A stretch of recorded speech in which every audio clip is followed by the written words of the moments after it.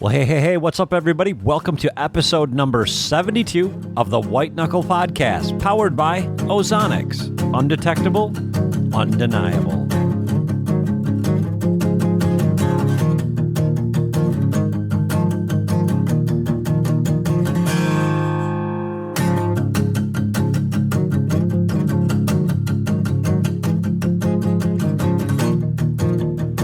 Well, hey, everybody, welcome back to the White Knuckle Podcast. Tonight, we are finishing up our series on public land hunting. This is episode number 6 of 6. And tonight, we're joined by Curtis Zabel. Did I get your last name right, Curtis? I can't remember if I ever asked you. It's actually Zabel, but I mean, everyone does Zabel. Whatever, it doesn't matter to me. Okay, so we're joined tonight by Curtis Zabel. Curtis is the owner or one of the owners of Behind the Bow. He was a teammate of mine in White Knuckle for a few years, and we've gotten to know each other here over the last couple of years. And Curtis strictly hunts public land now, right, Curtis? Yeah, pretty much. Yeah, it's all public now. I mean, the last few years, I did have a private chunk, like a 20-acre chunk that I hunted every now and again, but now I'm all public. So what made you change to all public? Is it just that did you get sick of asking for permission, getting told no, or was it the challenge of public? First, I just want to say thanks for having me on. When you contacted me, I was a little blown away, I guess, because, I mean, you have quite the lineup going with this public land series, and I was like, to get grouped in with all these guys, which I think are, you know, a lot of my idols and legends too. So, I mean, thanks for having me on. I appreciate it. But yeah, what was the question?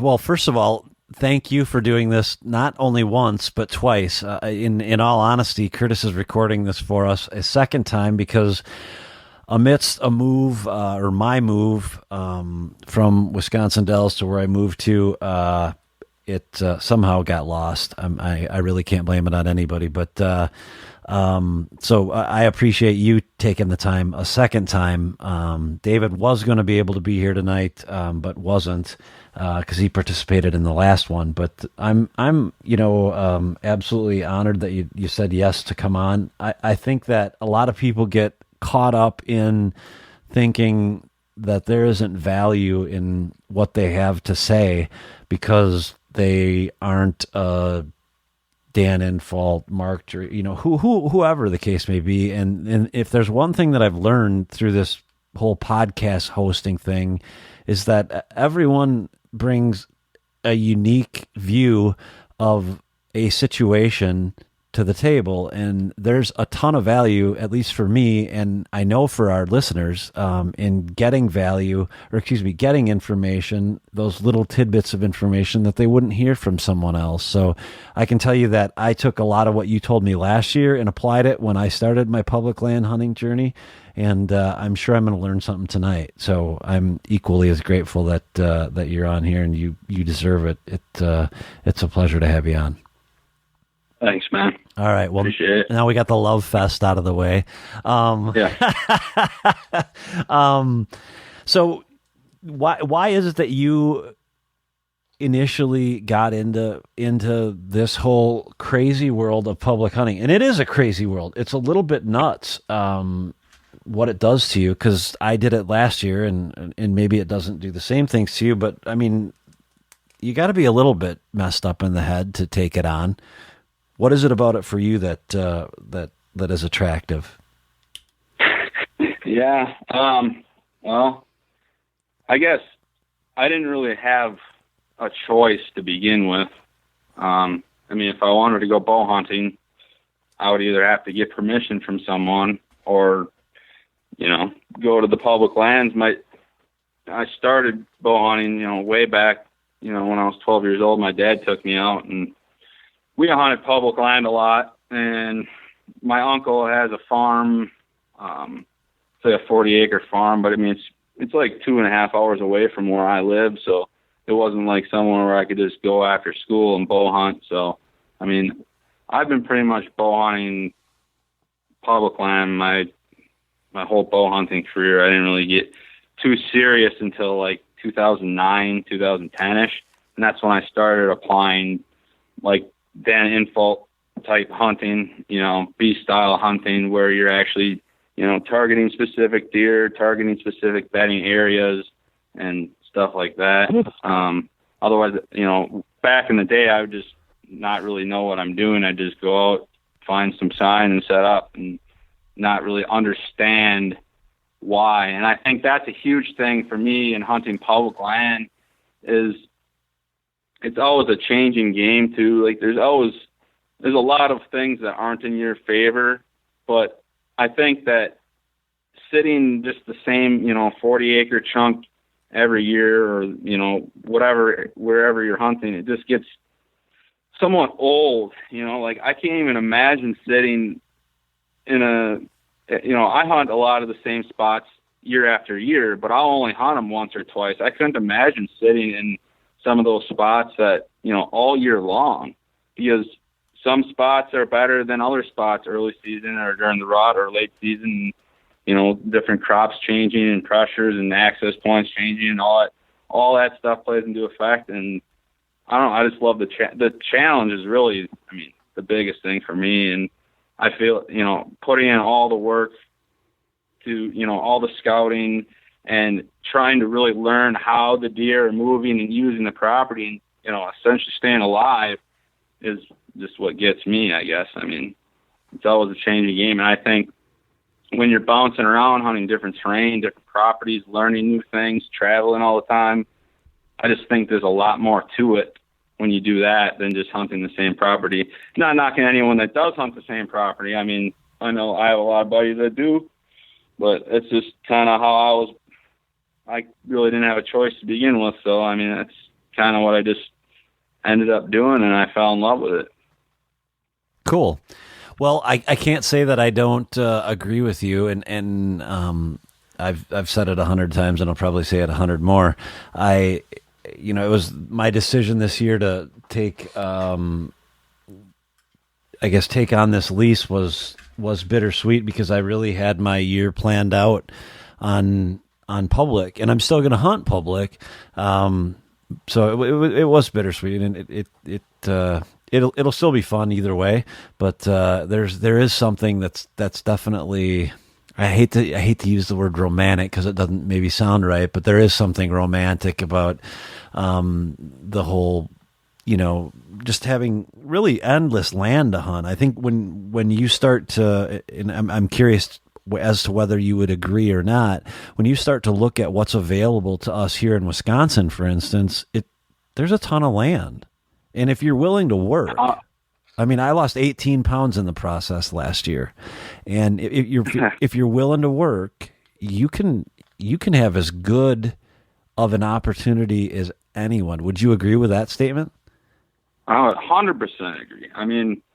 I do think a lot of people just think they're in the mindset, and I think it's kind of slowly changing to where I think people just think that private land is better. And if you see a person, that's the end of the world, which really it isn't. And a lot of times you can use other people to your advantage when you're hunting public land. But I think a lot of people are just caught up in that mindset of private land is just better than public, which, like what you said, it all depends.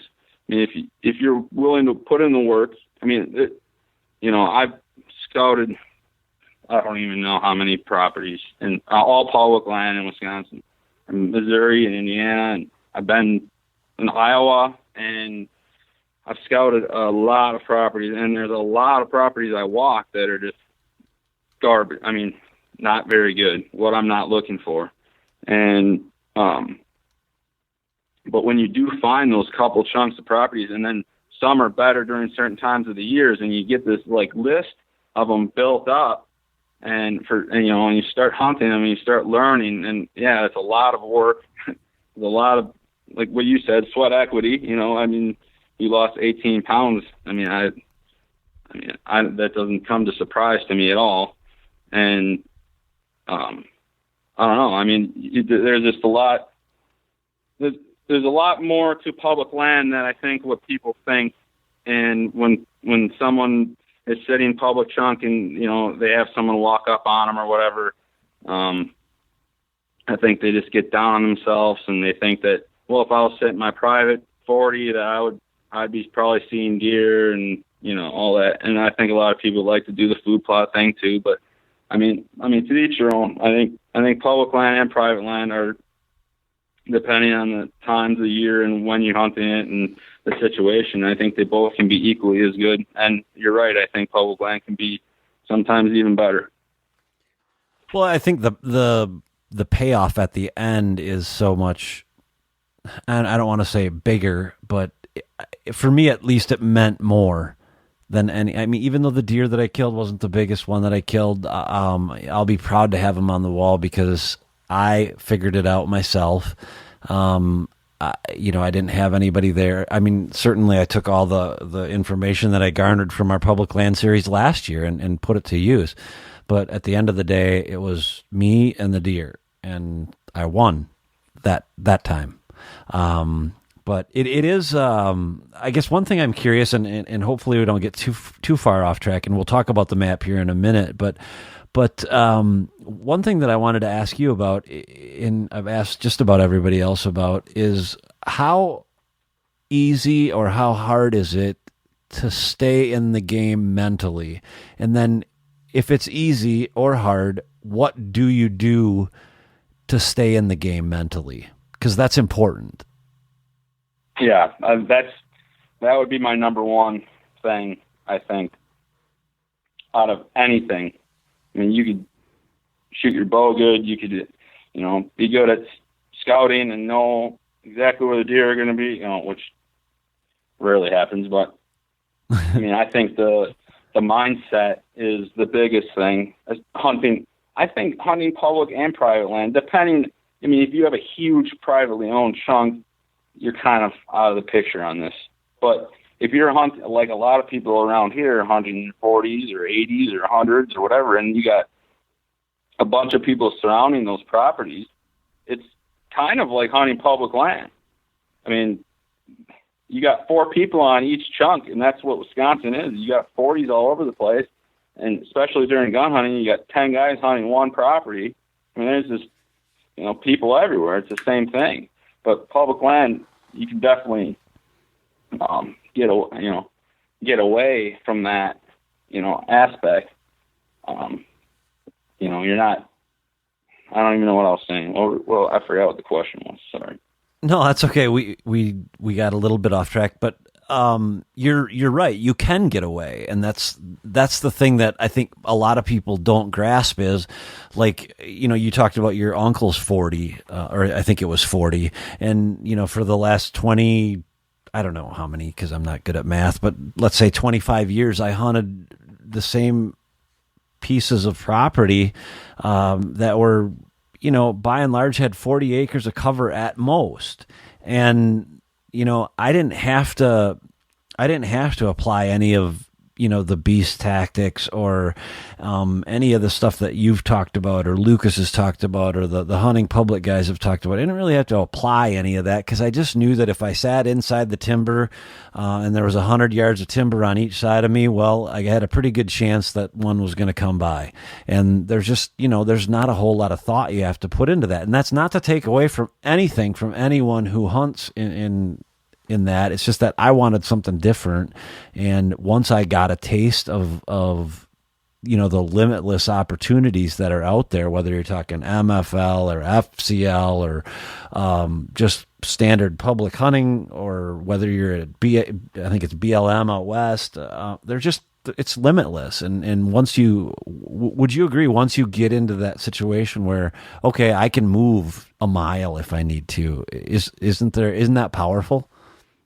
Oh, yeah, no doubt. Or, I mean, if one chunk you screw it up or someone else screws it up, you can always move to a different chunk, try new things, But, yeah, to get back to the mental aspect of it is what we were talking about, is like, I think it's really, really hard on someone or depressing because it's happened to me countless times.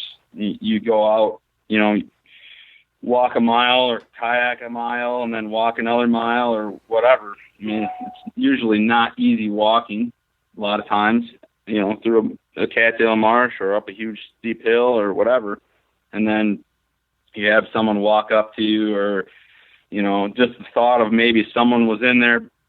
You don't only sit there all day or something. You don't see a deer and you're like, wow, this sucks. Now I have to kayak a mile out, pack a mile back. And it can eat at you, pretty quickly. So, I mean, it's all about keeping a positive mindset, and it's all in your head. If you can keep a positive mindset and just think, it takes 30 seconds. One of these times I'm going to, my plan's going to come together and I'm going to execute, and it's going to be the best feeling in the world. That's just what you got to keep telling yourself. And it's hard for me sometimes because, I'll come back from hunting. It's like freaking 10 at night, and I just get back to my truck. I'm dripping sweat, load all my crap in my truck. Mosquitoes are biting me or whatever. It's really early season, and it's sit.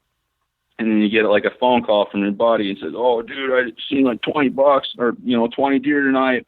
They're sitting the managed property, food plots and stuff, and that's just not the style that I'm hunting. So you can't really get discouraged when other people are telling you that stuff. You're just, I'm happy for my buddies that are seeing deer and all that, but I just know that to keep a positive mindset, and my time will come, Right. Absolutely. You mentioned something earlier, and it was something to do with the fact of, or with something about whether you like the spot or not. And that's one of the things I've tried to key in on each of you guys. What is it that makes a spot good for Curtis? Short of having a guaranteed booner on it, because I get that. Yeah, right. That's always going to make a spot back. Yeah, well, I guess I like to focus in on when I'm looking at maps and stuff. I guess I like to key in on spots that I may think that are overlooked is number one. Treeless areas a lot of times are overlooked. And then when I'm looking at hill country, I'm looking for steep, hard to get to areas where I know I'm looking at a map and I see all those topographical lines right next to each other, and there ain't any way around it but to go up that hill to get over to this other spot. Maybe there's a couple sweet points or something I want to sit in between for a route hunt or something, a mile and a half away from a road. And I have a giant, huge hill, no other way around it. There might be a steep draw that goes up, but there's no way around going up that hill. I like to see that because that's going to limit a lot of people from accessing that location. And it's the same thing with cattail hunting. It's the same thing with swamp hunting. If you got a bunch of water and a bunch of nasty, just crap you don't want to walk through, guarantee you anyone else doesn't want to walk through it either. So and that's another thing too, is you get discouraged sometimes when you do that, and then the bordering private land, they're hunting, they got a bunch of stands or whatever, and they're hunting and the deer aren't there. So that's another reason why you got to stay positive. But yeah, I'm always looking for some type of barrier. Rivers are really good. I like to use rivers to get back to my areas. I use kayaks. Me and Skylar use kayaks. But yeah, hill country, hills, swamps, nasty swamps, rivers, all that. Just try to find terrain features that will limit other people from getting back there. So you're trying to avoid other people, just like I guess everybody else on this series does. It's almost like one of the key ingredients is other people and what they're doing, and how much do they affect what it is that you do? Yeah. pretty much they affect everything, really. Yeah. I guess, if I'm going to be hunting in an area and there's a bunch of people in the parking lot, it still isn't going to deteriorate me from hunting that area if I know where I'm going to go is either overlooked or far enough back where I don't think these people are. For the majority of people that are hunting the public, I mean, at least around some of the spots I'm hunting, they're not doing what a lot of people would do. I mean, you'll get some people back in those areas, but even if there is another guy hunting back there or, has hunted back there, it's still not going to get that continuous pressure, than all the easy to access spots get, and the deer will still be there. Okay. How often do you run into people? Let's see. I ran into a few people last year, not actually like right by my tree stand, but I've seen them when we were up in the tree coming in at night with big lights and stuff. But so I know kind of where they're sitting, like, oh, he's sitting over there and he's sitting over there. Like I've seen that before. Mm-hmm. But really a lot of the spots I hunt, I don't get a whole lot of people screwing me up at all, except for private landowners next to the private land I'm hunting. A lot of times I'm sitting on the edge of a private chunk, and a lot of times the private landowners have, four-wheeler trails, and then along that public edge with their signs. And I mean, it depends. Sometimes, I mean, we've had people, cruise around on four-wheelers, cut wood and stuff like that. And you're just kind of shit out of luck then. But I mean, as far like we've had farmers and stuff, and that doesn't really bother me either, because the farmers, I mean, the deer are used to the farmers and they're out doing their stuff, and they can leave and an hour goes by and a nice buck can come in too. So I don't really get too discouraged when I see people. It's usually not like people, dicking around me, or it's usually they're, like what I said, the private landowner, cutting wood, or, kind of the normal. And I think the deer are kind of used to that too. But yeah, as soon as I start seeing other hunters though, we had a really good rut spot last year, and it's been really good for like the last 3 years. And we went over and sat it, prime cold front during the rut. Didn't see anything. Didn't really know what was going on. We usually see like a 2-year-old or something by now, like cruising on this ridge top. And so we got down and we were going to move at noon. And then we started seeing a bunch of ladder stands and stuff people brought in there. So I think that's a spot that's just going to kind of continually get worse and worse, which kind of sucks because it was a really, really good spot. But that definitely shows. I mean, that was a spot that I don't think I've ever sat there and not seen a lot of nice deer. And all of a sudden, we're not seeing anything. We get down, there's some ladder stands and some ribbons and stuff. So, I mean, I guess you can't get too discouraged. You just kind of just move on, I guess. I mean, and then a lot of times, too, you'll have a spot or two, 1 or 2 years that they turn to crap with hunters, and then for some reason or the other, the hunters stop hunting it, and it turns good again. It's kind of like they all cycle, depending, and that a lot to do with crops too. Right. There could be some hunters hunting there, kicking the deer out and whatever, there's pressure, and the deer were there originally because of like acorns or something, say. And then the hunters hunted the next year and they don't see anything because the acorns didn't drop that year. And they're like, well, screw this spot. Then they go move on. And then the next year they might be there again. And those hunters don't know that because of the acorns, So right. It's always a changing game. I mentioned before that I've got this lease that I just really I lucked into. Had the right guy in my office buying a car at the right time, and they're great people, and they afforded me an opportunity, and I took advantage of it. But the only reason that I got that opportunity was because we were sitting in my office talking about MFL, believe it or not. And his land has been in MFL for a long time. And he just got tired of people abusing the privilege.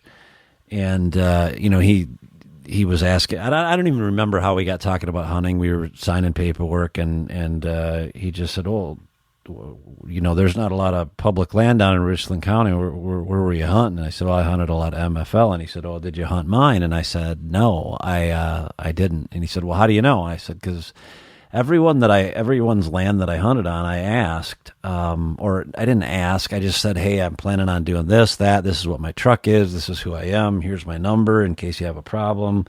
Call me." And I think really that's what got me to a certain extent in the door. I'm not sure. And they're just nice people, so it worked out good for everybody. But one of the challenges that I'm going to face this year is I have a feeling I'm going to see a lack of deer density just because it's been public for a while. So it'll be interesting to see how that all plays out. Excuse me. Yeah, no doubt. You'll have to keep me in the loop on that one. Yeah, it'll be a very it'll either be a complete eye opener. It's going to be a complete eye opener either way. I think all of us would guess that, oh yeah, it's going to take the deer a while to get unfreaked out and start using it again the way that they did, because it's really a nice piece of property in terms of the way that it sets up for hill country. All of the access that you would have had for MFL would have been on the top. So it was one of those really, really rare places. So yeah, we'll see how it goes. But let's talk a little bit about the map, and I know that some guys have chose to talk about the map, some haven't.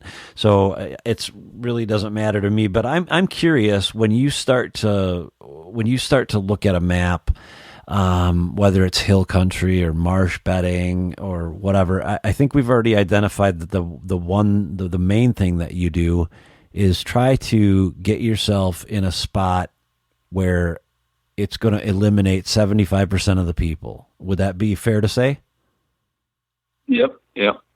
And from there, then what is it that you're keying on? Well, I try to think, I guess, what my private land self, I guess, would hunt, how I would hunt it. Maybe that's a bad way of putting it, but say, if this was private land and it was only me hunting this map right here, and this is all my property, I would be hunting it totally different than when I would hunt it public, if I knew it was public land. And so, like, when I say that, like, there would be a lot of good spots, near the field edges during private land, if this was private land, because the pressure wouldn't be there. But the pressure is going to be there. A lot of people like to tend to migrate to the big chunks of hardwoods and field edges, and obviously easy to get to spots. So when I look at this map, I'm looking for, obviously try to get away from the most roads possible. It looks like pretty much everything on this map is pretty easy to access. I mean, you could just walk across fields and it looks pretty easy. There's some hill, there's some good ridges and stuff, but like that big main chunk, that big hardwoods chunk in the middle there, I probably wouldn't focus too much on, because I think that's where most of the people would probably tend to migrate to. But and let me just interrupt for just a second, as rude as that may sound, yeah. But every last one of you that has looked at this map has said the exact same thing, and it blows me away, because I would be willing to bet that 95% of the general population would say, well, I'm going to check that out because it's obvious that there's probably going to be deer there. And I'm blown away that no one other than maybe Scott Buckley a little bit gave a shit about that those hills. Yeah. I mean, you all, I guess I'm not picking on anybody, but is everybody that terribly concerned that other hunters are going to be there? Is that what the motivation is, basically? Pretty much. Oh, I mean, okay. I don't want to be.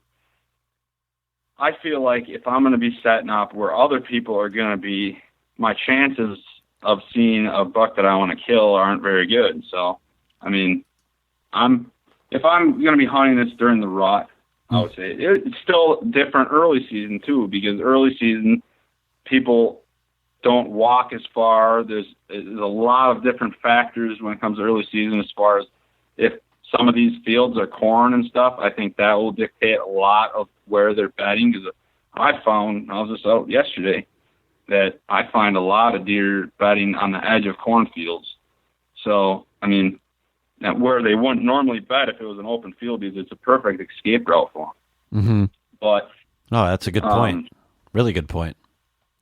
Yeah, I mean, so like a lot, I think I would focus more on, obviously the farther away you get, the better to a point, but I like to focus on like the down in the southeast corner. There's, kind of like some sparse pine. I can't really zoom in on this map. I deleted my old map and I'm looking at the one on the Facebook right now, but, I remember that southeast corner looking pretty sweet, where there could be, a lot of bedding going on. And I'm typically looking for, bedding areas.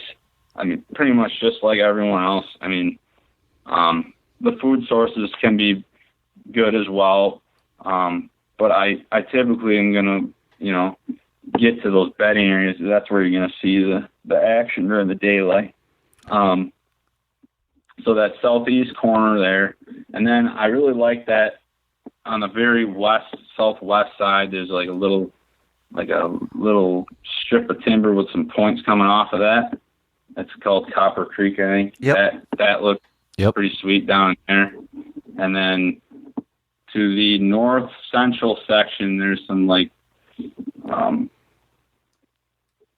there's some like fingers coming out there. There's some draws and stuff in those fields. And if there's a bunch of corn around those fields, I think that would be kind of sweet too to focus in on. But I mean, I do like a lot of features on the map though. I mean, like the south chunk where the hills are, just that very south side with the coniferous on there. Yep. I like, there's a really sweet funnel right there on the east side of that chunk of timber, and the south side with the coniferous trees and stuff. I mean, I like hunting that kind of stuff, but I feel like that's almost too obvious for the people. Right. Nope. I just feel like you'd be getting other people in there, being public land.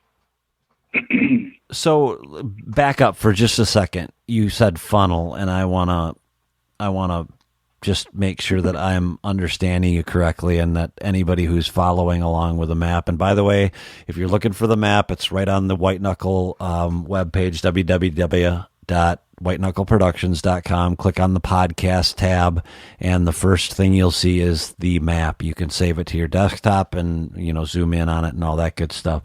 But if we are talking about where those evergreens are, coniferous trees on the south end of that big chunk of timber that I would be attracted to, where did you say the funnel was?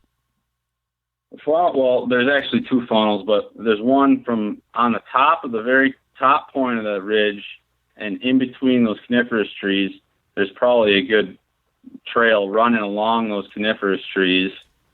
And I mean, that would be essentially a funnel, but the one I was talking about is on the east side of that, the same woodlot, just to the northeast of those coniferous trees. There's two tops. There's a point that comes up. There's one top, and then on the left side there's the main point, Yep. Like in between those 2 points, when they're running that top third, they're going to be running along that. Instead of going over the top or down below, they'll probably be running that top third and run right. There's probably a good trail running right through there. Is my guess. I mean, that's what I found. That's interesting. Okay. A lot of the ditch crossings and stuff too are a lot of things that I key in on. They're in the hill country. You'll a lot of times find those really sweet trails connecting different bedding points and whatnot, depending on where the bedding is. But I like to focus in on the ditch crossings because a lot of times they won't. A lot of the spots where I'm hunting in hill country, those ditches are just nasty, full of rocks and all sorts of crap that they don't necessarily want to run through. So they'll find the easiest point on that ditch to hunt. And I've hunted down low on those ditches where it's easier to go around, or I've hunted up high, but it's a lot easier to control the wind when you're hunting those ditch crossings in the hills. One of the reasons that I killed the buck that I did this past year was basically what you said. There was this big cut. I call it a cut. People would call it a ravine, whatever. And typically in those ravines there are a lot of blowdowns. So deer are going to have to come either right straight through the middle of it, which they don't often do they? I've seen it. I've been sitting right where you should be sitting, technically, up on a ditch crossing. Mm-hmm. And this happened to me not last year, the year before last year. And I was after a buck. There was multiple bucks I was after in this one chunk, but we were getting some good ones on camera. And I saw a buck. I named him Snaggly. I just like naming deer just to keep track of them. I think it's kind of stupid, honestly. But so I was hunting this one buck, and I saw him, and he should have came right past me, but he decided to just go right down in the middle of this ditch for some reason, and which was really steep. But I think the main reason why I found out why, but the main reason why I think he went down that really steep part is because where I was up higher, which was about 80 yards away, there was no water. And there's just there's a little water puddle that creates right down in that really deep part. And that he was just going down there to get a drink, I'm sure. That's exactly where he went down. And then I tried groaning at him, and I never saw him since then. I think he might have ran down the ditch, but I think that's really the only time where I saw, a good buck, I guess, go down into something just like that, Right. And usually it's an easier route. Usually the thicker areas, they like to go through the thicker areas, but it's still usually an easier route than like through one of those ravines or ditches. I'm going to make a statement here, and you can tell me whether you agree with it or not, but I think one of the things that I've been able to pick up from doing these podcasts with guys, like yourself, that are hunting at a different level than maybe some people, you guys are hunting for, arguably a 3, 4, 5, 6 year old, 7 and on up. You're not looking for a 2.5-year-old. So, for anybody who's listening, take that into context. And I always say context is meaning. Understand that when you guys are talking about some of these tactics, you can see deer by doing the things that most people do. You're not going to see big deer by doing the things that most people do. Is that accurate? To a point. I've killed my fair share of 2-year-olds throughout the years. Mm-hmm. I guess success is defined differently by a lot of people, but doing what I do, I've seen a lot of big deer. So I know I'm doing something right. It's just fine tuning my stands and figuring them out. During the rut, it's all different anyways. But it is, yeah. Agreed. Yeah, I mean, like during the rut, I think the main thing is getting away from the people and focusing less on the main features of the property that you think everyone's going to go to, finding the does, and you're going to, if there's good bucks in the area, you're going to stumble upon something. But, early season, I don't hunt a whole lot of hills, so I wouldn't be the best to ask about that. But well, let me. I don't want to forget about this question, and I want to go back to the map on those coniferous trees there. And you mentioned the funnel on the north side there.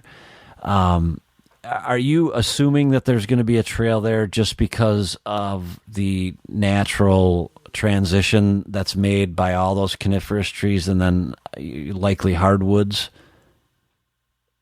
Right. I mean, that looks like definitely where they would be bedding. They'd be bedding kind of on the edge of those coniferous, looking down, and then with the wind coming over the top, a north wind coming over the top. Sure. But there's definitely going to be a trail running along there's always trails running along the edge of those transition lines like that, where it meets hardwoods or pines or swamp or hardwoods or swamp or pines or whatever. There's usually a trail running along there, and it's also the top third where, I mean, most of the deer are going to be bedding on those points on the top third. So there's going to be a trail connecting all those bedding areas. But, just with the coniferous like that, already going to be a natural bedding, plus it being on the top third, that I think there would be a pretty heavy I would be willing to bet there's some good rubs and stuff along that edge. It'd be a pretty good spot, but I mean, it all depends if the people are in there or not, too. Right. If there's a bunch of people in there hunting at all the time, probably isn't the greatest. But. Right, and just you saying that brings up the thought in my head, or brings to mind that if you are hunting a 40-acre property, you really have to take into consideration people. So I get emails and stuff about this public land series, and a lot of people love it. I don't really know if anybody hates it. If they do, I haven't heard about it. But one of the consistent things that I hear all the time is that people say, I found that I can apply it to my private land too, because I only have 100 acres that I'm hunting, and the neighbors have 6 people that are bow hunting, and I've got to be careful at what I'm doing there too, and they're right, they do. So I think those lines blur, whether it's public or private. You still have to be cognizant of what pressure is present.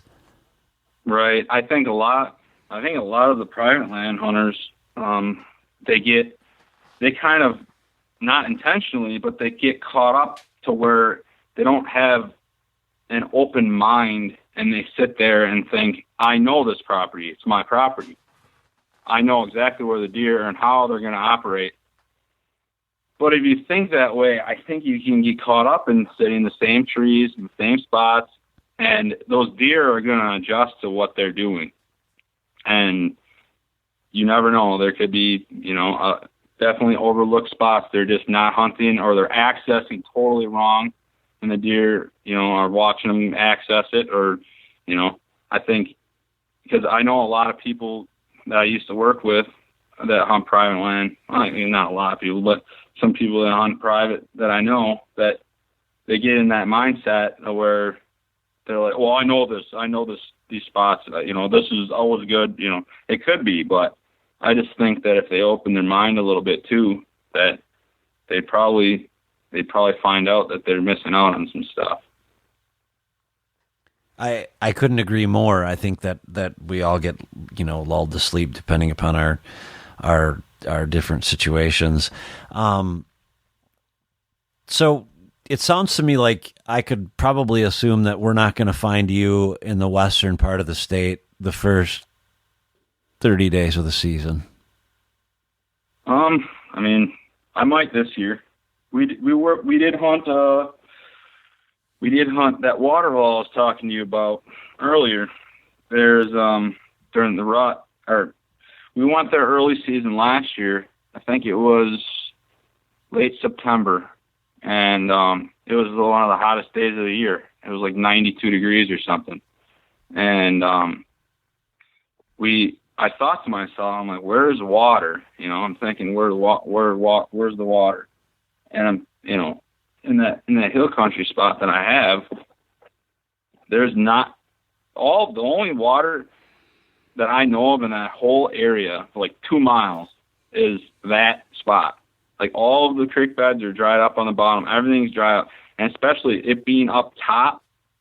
And it was really weird because there's water up high, like top third, and there's lots of bedding around it. And there's always good scrapes, and there's tons of oak trees right next to a field, probably 100 yards off a field. But it's right up high, and that's the only area. It's like water is like coming out of the ground there. I don't know what it is. And where exactly is this? Yeah. So me and Skylar were thinking, we're like, dude, if there's water up there, 92 degrees, it's surrounded by bedding, and there's oaks all over the place, there's going to be deer there. So we kind of, it's kind of a far drive for me. I mean, I live in northeastern Wisconsin, but we kind of just went with our gut, and we thought, man, if there's water up there, we're going to see deer. So we ended up hiking all the way up the ditch. We accessed it from the ditch. We walked all the way up the ditch, and the whole way there, it was bone dry, and we had the wind coming like straight down that ditch. So over the top of the hills, and you could feel it like when you're walking up it. Like when you first started walking up the ditch, it was kind of swirly a little bit. Like I was like, you throw some milkweeds up and they're kind of going all over, but you can't really judge that wind direction by when you're down and, you were way down in a ravine, like on the very bottom where it starts, So we started walking up the ditch, and the closer we got up, the more consistent the wind was staying. And we crept all the way up there. It was like quite a long walk and sweating. And you've been in those ditches. It's hard to stay quiet, and there's, stinging metal and poison ivy and all sorts of crap in there. There's dead falls and dead branches that are, you could walk on and snap. So we're creeping around there, army crawling underneath branches to be quiet. And, we get all the way almost to the top, and I'm thinking, man, I don't know if there's going to be water up here because it's hot and there's no water on this thing. And we finally get up to the top of this thing, and sure enough, like you can hear it almost like it was like dripping. It was like a dripping sound. And then we get up there, sure enough, there's water. There's tracks all over these huge rubs, acorns dropping. I'm like, dude, I'm just like looking at him. I'm like, dude, we're going to kill something tonight. Like I just knew, like I had this feeling, like this is a great feeling. Perfect wind coming down the ditch. And so we had to be real quiet getting into our tree. We had a tree picked out. We had to be real quiet on getting into the tree. So we shot straight up to the tree, tried not to cross as many trails as we'd hope. But I mean, there's still going to be trails that we cross, and where we cross, that's where we want to be shooting. So we get to the tree, get everything set up, and that was probably one of my most memorable hunts, honestly, because it was just ridiculous. That everything was perfect. The access was sweet. Everything happened just exactly how we wanted it to happen, minus a big buck coming in. But we had, I think at one point in time, 10 or 15 different deer, all does. We call it the doe hole now. Because there was does just sitting down there slurping. There's birds flying down there drinking water, raccoons, and the whole night we were covered up in deer. Like the last 2 hours of the night, just they're watching them, filming them, sitting there drinking water and eating acorns. It was friggin' sweet. But I mean, we just needed that. And there's lots of big tracks and big rubs in there. We just needed that big guy to slip up, but I guess he decided not to show his face that night. Didn't happen, huh? Is that the one that you referred to a couple different times that you were on a big one in hill country? Not sure what you're talking about. I guess it doesn't matter. I remember reading something on Facebook last year where you were on a big one in hill country. I'm like, oh, I wonder where he's at. But Yeah, we were hunting a big one. Named him John Denver. Yeah. But, yeah, that one. We hunted him. I don't know, 3 or 4 different times, but yeah, that was more during the rut that we were after him. Okay, gotcha. We ended up getting him on trail camera on some scrapes during daylight, and we just wrong place, wrong time. How much stock do you put into trail camera photos?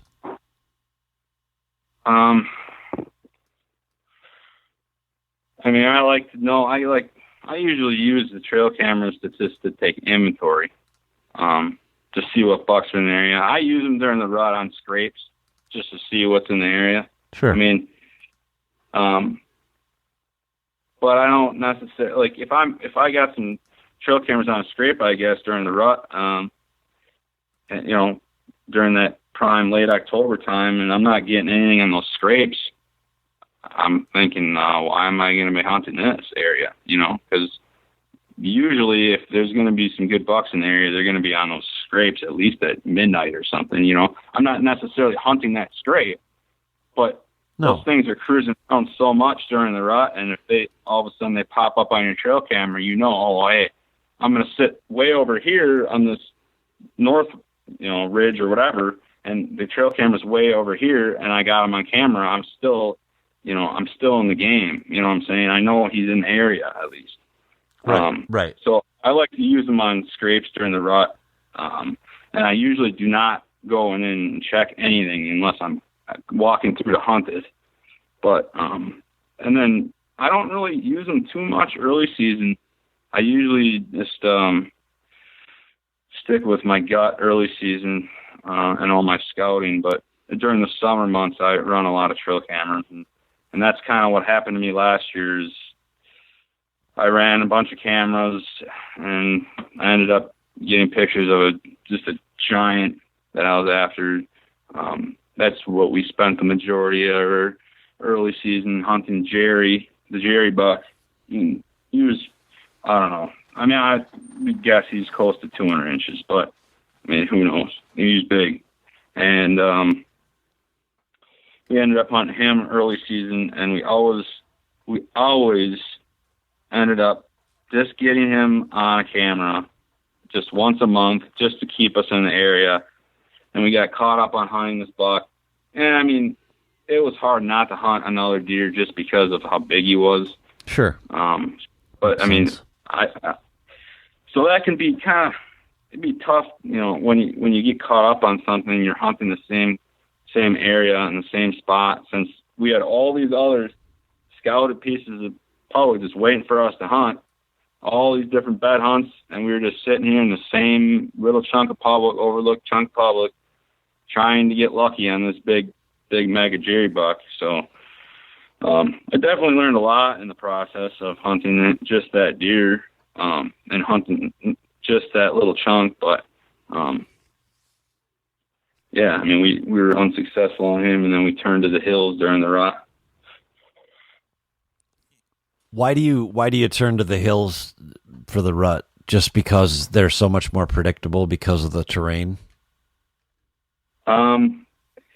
Typically, there's bigger deer out there. I mean, typically, there's more bigger deer out there. I mean, there's big deer everywhere, but I feel like the antler growth out there is bigger. Also, the terrain is a lot more fun to hunt than, walking through a huge swamp. You get to, I mean, walking up hills kind of sucks too sometimes, but yeah, just a little. I just think that, it's definitely, they're out and about more. They're cruising around. They're chasing a lot more out there, because I think in the swamps, they have so much cover that these does can get away and bed down to where those bucks, you know, they'll find them in bed with them or whatever. And then, so where in the hills, it's a lot of times really open. So and they'll just keep chasing them and chasing them and chasing them around, you know, all day. I see a lot more activity in the hill country, you know, during the rut, you know, at 1 o'clock, at noon, at 11, than a lot of times more in the swamps. I guess that's my observation. But, I don't know. I just love it. I like it. I think that, you know, there's bigger, you know, if you look at a 2-year-old out there compared to around by me, I think there's a difference. I think they're just the better genetics out there, but bigger deer. I think your chances of shooting a bigger deer are better out there. And like I said, it depends all on where you're hunting, but, I love it. I love hunting out there. Turn it up. Yeah, it's like I said, I started out my journey, you know, around the dells and on the public land. We'll call that public hunting ground versus, you know, MFL or whatever the different programs are. And then ended up just, you know, I checked a couple of those spots in the southwestern part of the state and just absolutely fell in love with it. And that's just me. I just like that better than hunting flat ground because I've hunted flat ground for the last 25 years. But one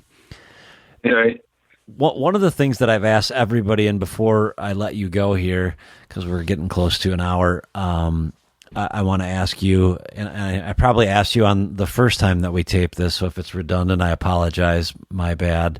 But one of the things that I asked the guys is, in order to be successful, not just as a public hunter, but as a hunter overall, and let's say a big buck hunter, a mature deer hunter, do you have to learn to love failure?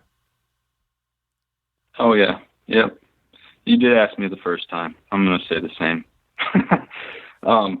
Yeah. Well, you're consistent. Yeah, I mean, definitely have to love it. I mean, you don't necessarily love to fail.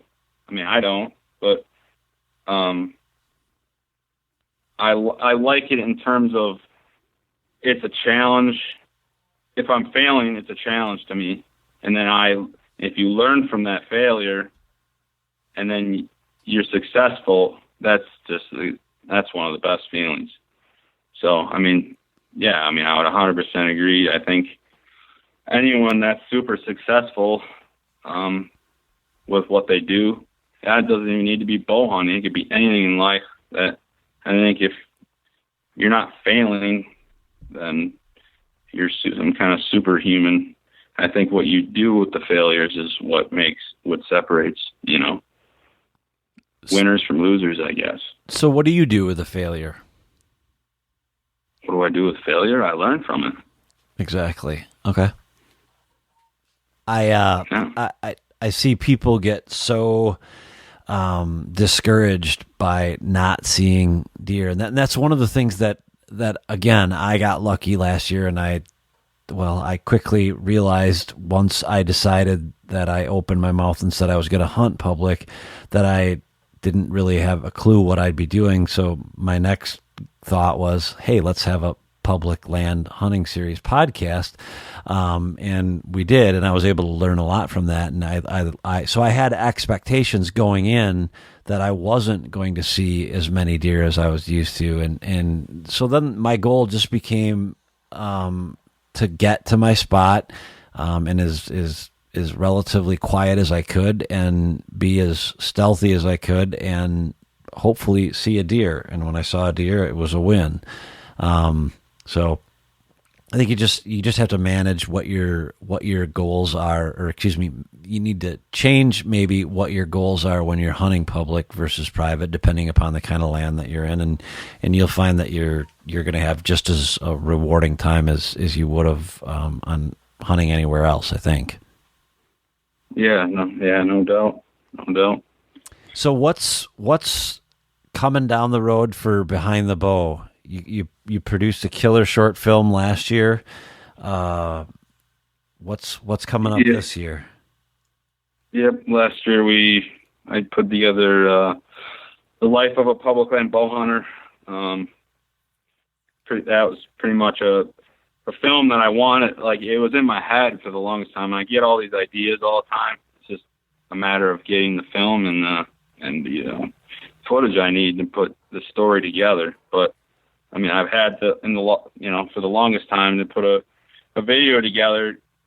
Starting from the very beginning to pretty much the very end. I shot that buck in December. Almost the end. I think it was like a week before the end of the bow hunting season here in Wisconsin that I shot that one in that film. But I just wanted to show, everyone shows in their videos or in their, films, for the most part, they aren't the greatest, not to knock anyone, but they're not the greatest at telling the full story. And there's a lot of videos that don't have a complete story like that too. I mean, usually there's lots of stories and hunts that end real shortly, but this one was just, it showed everything, all of like what we were just talking about. I think I went, 7 or 8 sits in a row before I even saw a deer early season that one year. And I tried to show the misery as much as I could, and then the success at the end, just to show that it's pretty much you don't give up, and you try to stay as positive as possible. Anything can happen. And then right on. I was not expecting that to happen. And so, yeah, and that was pretty much what that film revolved around. But as far as what we have coming, we ended up going to South Dakota last year, and just kind of on my buddy Josh, he told me, he's like, dude, you should go out hunting antelopes in South Dakota. Tag price is cheap. You're going to have a blast. And I was like, all right, man. So we just decided. Skylar came home from the Marine Corps in July, I believe, and we started a video production business, which I do full time now. But I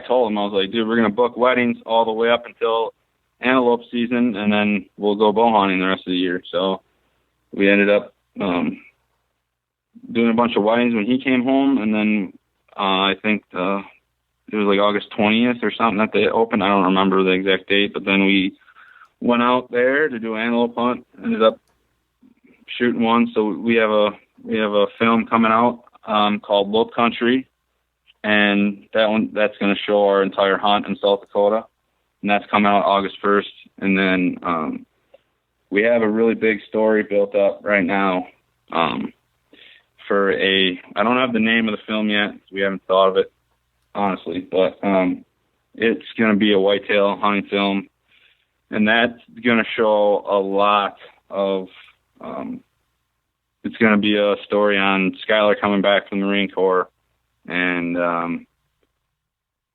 shooting one in the hills of western Wisconsin. So there's a lot of footage there, and that's going to be a pretty big film.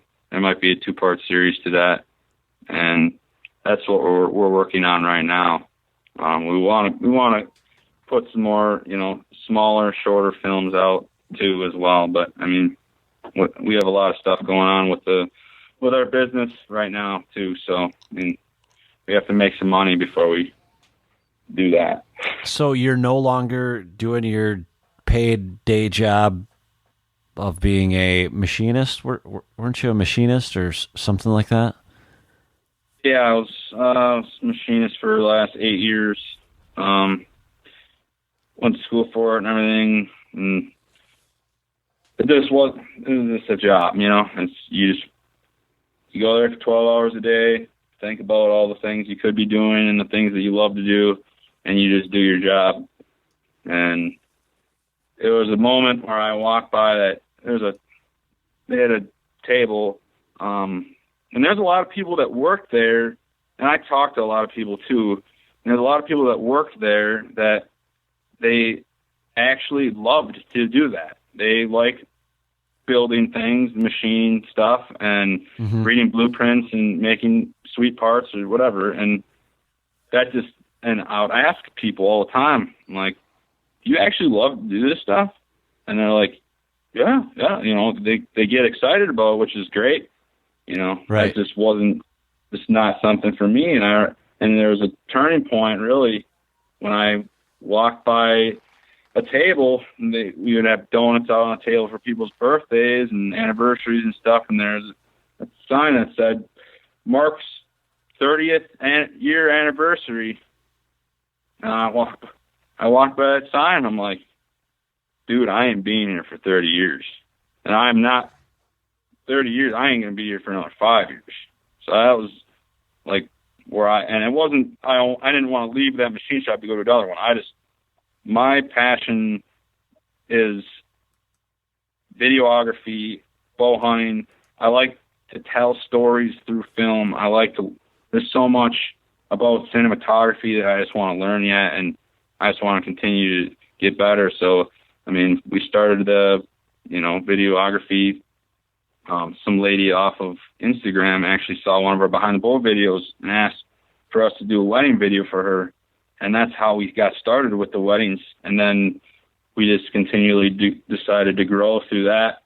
And then we got into some real estate stuff, Tiffany Holtz Real Estate, and then decided that we were making enough money here to, I could quit my job. So we're kind of just starting off. It's not real easy. I mean, it seems like we're always doing something. We're always working. Even though it doesn't really seem like work, I guess. I mean, it's work, but I enjoy it to a point. So, I mean, yeah. So now we're full-time doing videography, and me and Skylar are living in some crumb-hole apartment in Freedom, Wisconsin, editing videos. Awesome. And we got a lot of big plans and goals, but I mean, everything takes time too, so just gotta keep grinding. Keep the faith, man. Well, thanks for coming on, and thanks for taking the time to share your knowledge with us on public hunting, and we definitely appreciate it. And are you going to be able to make it down to Iowa? I'm coming, dude. Awesome. That is July 22nd, right? July the 22nd is when we'll tape it. I can't promise anybody when the show will be edited. White Knuckle as a company has a lot of really big stuff going on this year, particularly this fall. So I'm not sure the way that it's going to fall with everything else that we've got going, but stay tuned. It's going to be an awesome show. It's definitely going to air before hunting season, and it should be just it'll be a ton of fun just to be in the room with all you guys and all that knowledge. We're all going to learn something, and that's the cool part. And the cooler part of all of this is that all of you guys are willing to do it. No one has an ego so big that they're not willing to come and do it. So I think that's awesome, and so my hat's off to all you guys for doing that. Yeah, thanks a lot for putting this whole thing together. It's going to be something. It's definitely going to be pretty sweet to just be in the room with all you guys and a lot of my idols growing up and still are. So, I mean, thanks for having me on, and thanks for putting this all together. I can't wait to be there July 22nd. Well, there you have it, my interview with Curtis Zabel from Behind the Bow. Curtis, thanks a lot for not only doing this interview once, but twice due to my inefficiencies as a producer, I guess, and somehow losing the first show. But whatever the case, it's always a pleasure talking with Curtis, and Curtis is definitely one of those guys that's going to give it his all. This pretty much concludes our series on public land hunting until we meet again on July 22nd down in Iowa. We're going to film a show, and then likely we'll produce that show and air it sometime either in the month of August or early September, right before the archery season start. With that, I'm just going to mention again, as I do on every show, our title sponsor for the show is Ozonics. And if you haven't heard, I'll inform you one more time.